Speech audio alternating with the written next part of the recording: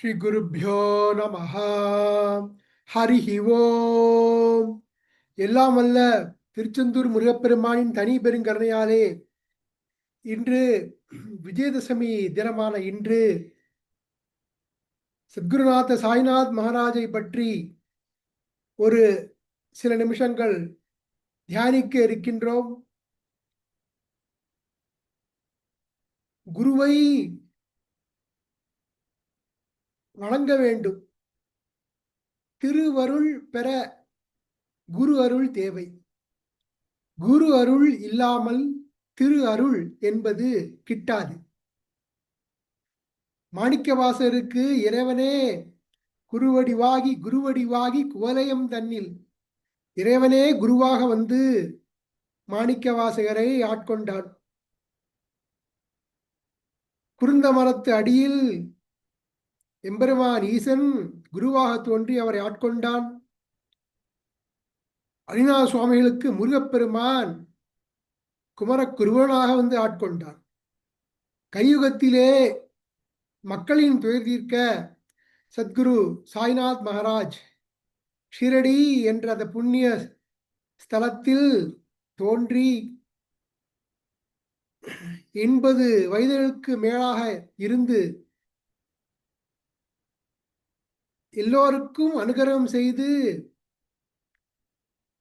தம்முடைய உயரிய சிந்தனை மூலமாக மக்களுக்கு நல் விஷயங்களை போதித்து மக்களை நல் வழியில் ஆற்றி அருள்பாலித்து வருகின்றார்.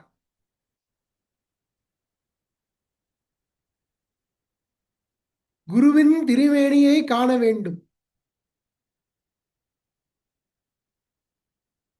குருவின் திருநாமத்தை சொல்ல வேண்டும். குருவின் வாக்கியம்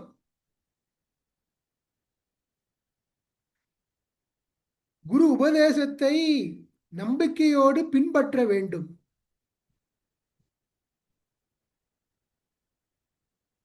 குருவை எப்பவுமே எண்ணி ஓய்வு பெற வேண்டும். தெளிவு குருவின் திருமேனி காண்டல், தெளிவு குருவின் திருவார்த்தை கேட்டல், தெளிவு குருவின் திருநாமம் செப்பல், தெளிவு குரு உரு சிந்தித்தல் தானே. இதுதான் ஓய்வு பெறத்துக்கு உரிய வழி. சத்குரு சாய்நாத் மகாராஜ் எல்லாம் உடையான் குருவாகி இங்கு எமது அல்லல் அறுத்தான் என்று உந்தி வர அவன் தாள் தொழுவாம் என்று உந்தி வர 1918 ஆண்டு அக்டோபர் மாதம் 15ஆம் தேதி விஜயதசமி நாள் அன்று, விஜயதசமி தினத்தன்று செவ்வாய்க்கிழமை அன்ற புண்ணிய தினத்தில் மகாசமதி அடைந்த நாள்.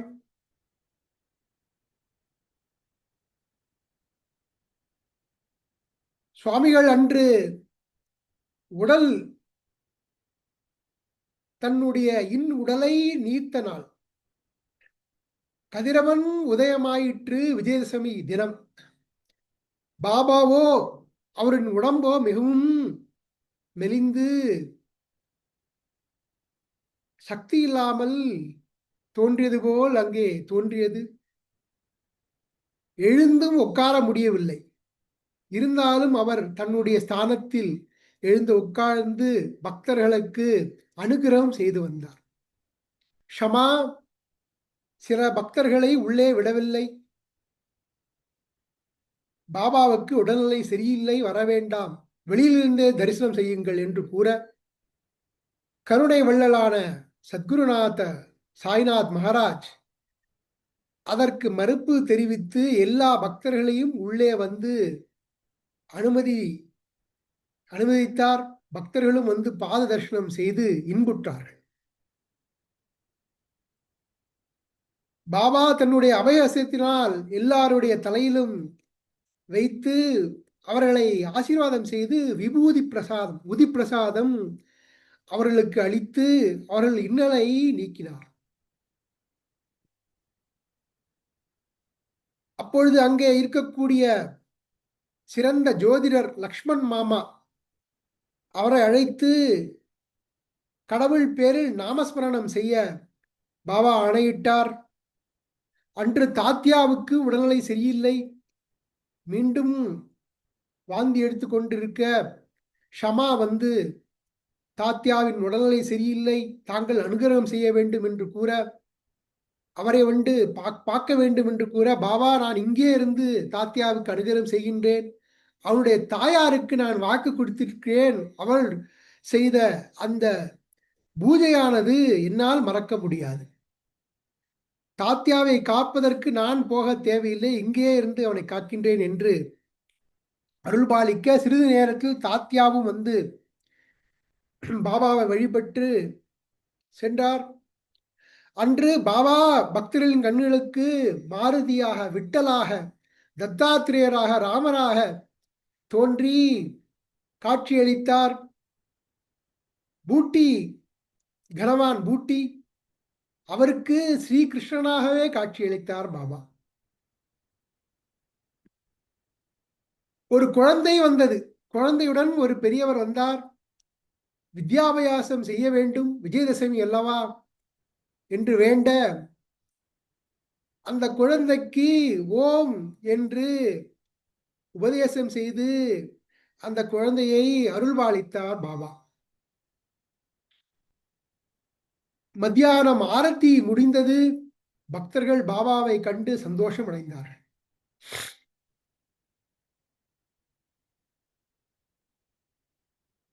மத்தியானம் 2 மணி அளவில் எல்லா பக்தர்களும் வெளியே சென்று விட்டார்கள். பாபா இருக்கின்றவளை வெளியே அனுப்பிவிட்டார். அவர் உடல்நிலையானது உடல் குன்றி குன்றி வருகின்ற தோற்றம் பக்தர்களுக்கு தோன்றியது. லக்ஷ்மண் பாய், பாகோஜி, அப்பாஜி, லக்ஷ்மண் ஜோதிடர், பாலா ஷிம்பே, தாத்யா, ஷமா என்று எல்லோரும் சென்றுவிட 2 பக்தர்கள் மட்டுமே இருந்தார்கள். ஒன்று லக்ஷ்மிபாய் ஷிண்டே, மற்றொன்று பையாஜி. லக்ஷ்மிபாய் ஷிண்டே சிறந்த பக்தை. அந்த பக்தையானவள் பாபாவின் காலடியிலே இருந்தாள். 2 மணி அளவில் சத்குருநாத மகாராஜ் தன்னுடைய பையில் இருந்து காஃபினி, அதில் பையில் இருந்து 2 முறை பணம் எடுத்தார்கள். முதலில் 5 ரூபாய், அதுக்கப்புறம் 4 ரூபாய், மொத்தம் அங்கே 9 ரூபாய் தானமாக லக்ஷ்மி பாலா ஷிண்டேக்கு கொடுத்தார்.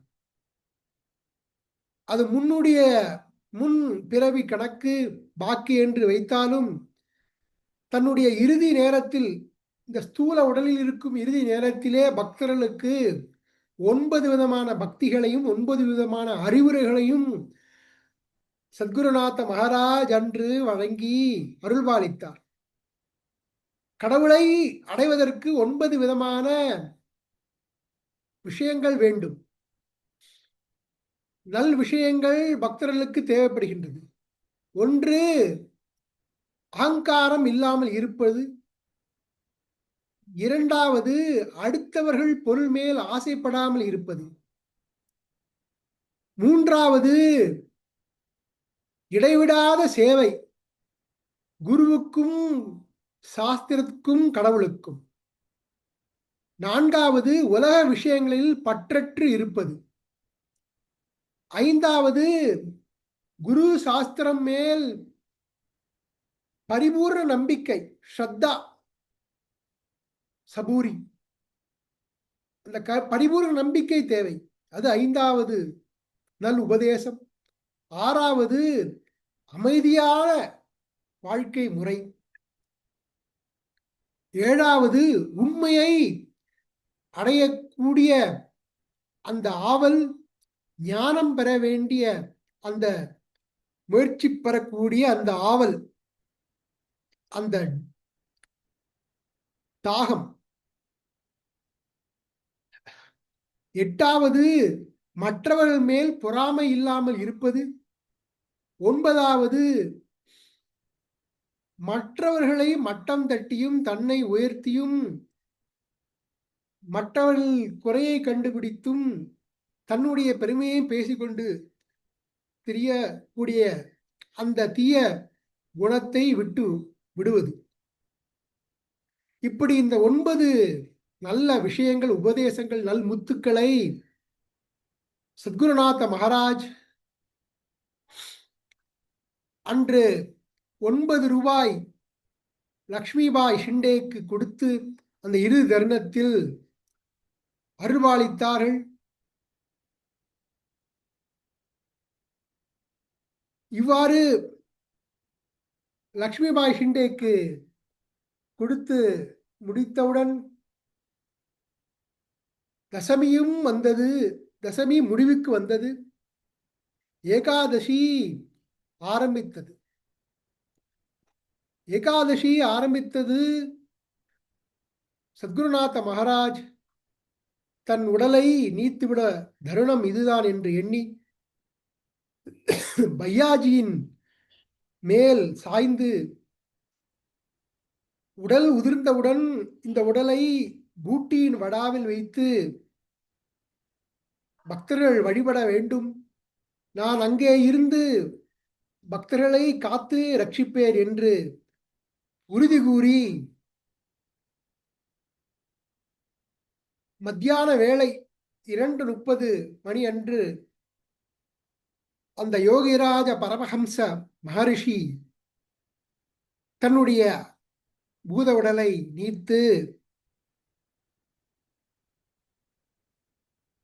ஷீரடியில் 4 ஸ்தானங்களில் குருஸ்தான், துவாரகாமயி, அதுபோன்று பூட்டி வடா